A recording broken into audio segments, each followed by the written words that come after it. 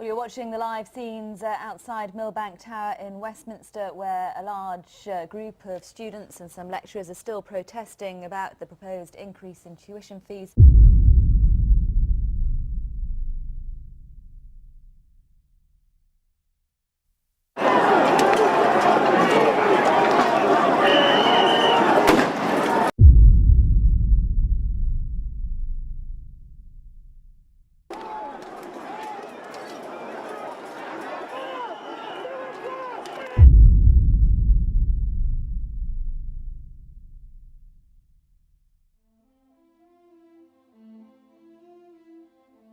In November 2010, a decision was made by UK Parliament, a catalyst which would spark a response the likes of which no one expected. Students across Britain staged furious protests, many of which turned infamously ugly. But are these now so-called student riots justified? Was this a case of freedom of speech that got out of hand, or have the students been demonised by the media? 16-year-old Harmahan Sahota was present at one of the student protests in London. We asked him to give us his own account of what he saw that day. So could you tell us a bit about what you saw at the student protests? There was a lot of things really. It depends what time you got there. Like at the beginning of the day, everyone was really happy.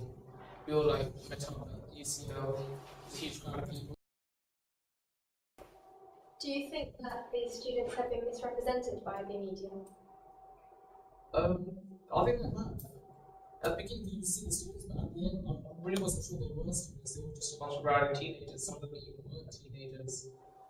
I was just watching the news, and you could see live footage of all the helicopters going over. You could see all these huge fires and all these groups of people smashing against the police walls, and to be honest, that wasn't the protest. That was just anarchy.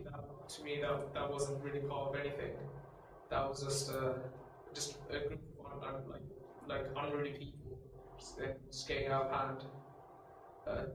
It wasn't great, and I think that's what caused us the loss.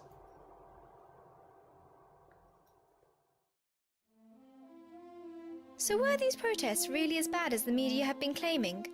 Harmahan's account tells us that the students were not in fact to blame, as most reporters have been telling us. Perhaps we are justified in blaming television and radio for this cherry-picking technique, picking out the juiciest and most extreme parts of a story to get the best results. But how harmful is this method really?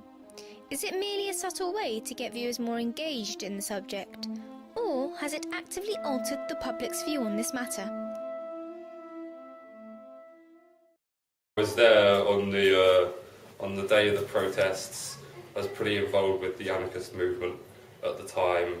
I think we were fully justified to do exactly what we did, to be honest.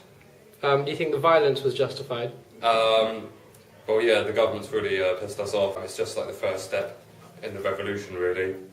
They piss off the students. They're going to piss off the workers. I do think that, personally, this country gives enough to people as it is. He's just seeking attention. Instead of actually trying to make a point, he's just trying to seek attention. He's trying to be, like I'm saying, make a little name for his friends instead of trying to change the situation. They haven't achieved much by doing the protesting the way that they have. I think they were a bit of a mess, Students got a bit out of hand. What we have really seen here is a case of over-exaggeration. In order to make an impact, the media takes the worst or best aspects of a story and often blows it out of proportion, leaving us with a very distorted view of actual events.